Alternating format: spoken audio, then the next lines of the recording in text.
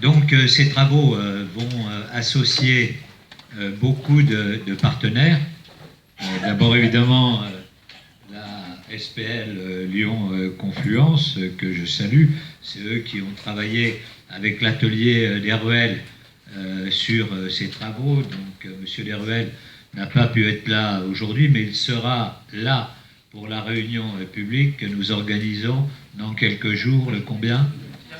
Le 15 juin. Je veux remercier évidemment la région, la ville de Lyon, la métropole de Lyon, qui sont associés.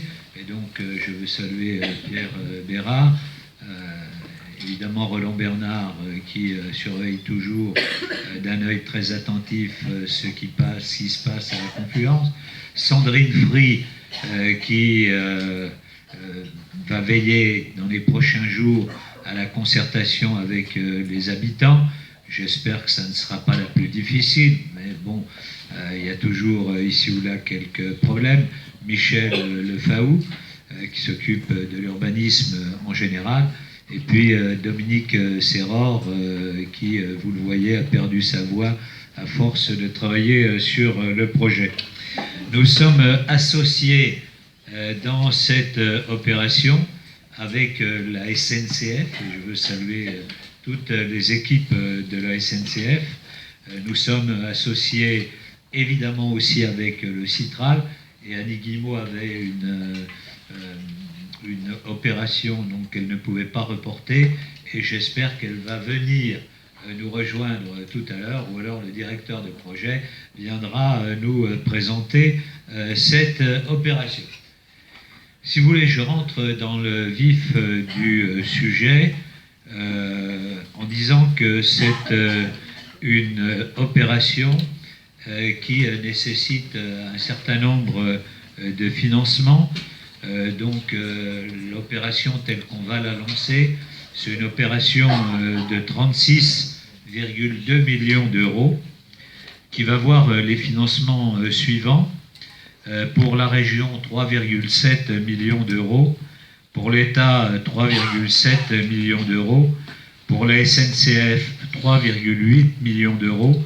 Pour la métropole, 15,5 millions d'euros. C'est bien 15. Pour la ville, 1,5. Et pour le Citral, 10 millions d'euros. Alors vous connaissez, on peut passer un peu les slides, toutes les opérations qui, au cours du temps, avaient fait que le sud de la presqu'île s'était totalement séparé du nord. C'est d'abord évidemment la construction de la gare de Perrache en 1857. Et puis ensuite, on va construire l'autoroute de Fourvière qui donc va rajouter un barrage supplémentaire. Donc c'est en 1971. Puis en 1976, on va rajouter le centre d'échange.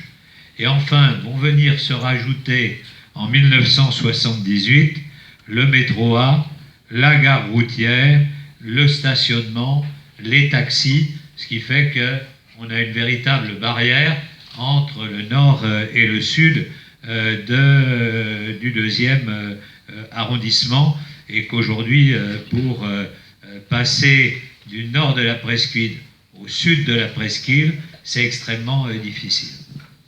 Et pourtant, si vous regardez comment a été construite la presqu'île, vous apercevez qu'elle est construite avec un système de places.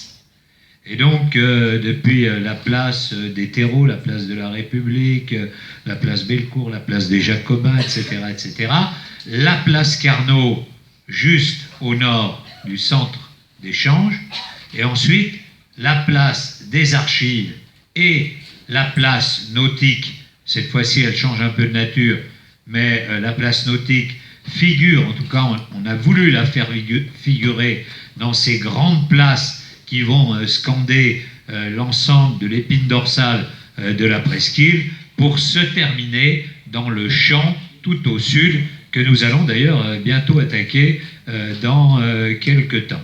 Donc c'est cela qui constitue véritablement la géographie physique de la presqu'île.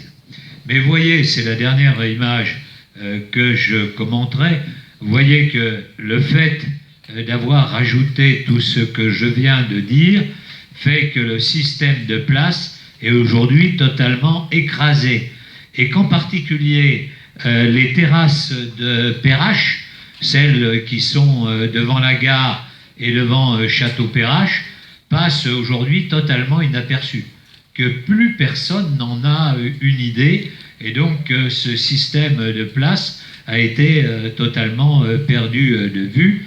Et donc c'est ces vues que nous allons restituer et qui vont permettre des passages plus faciles entre le nord et le sud de la presqu'île. Voilà, donc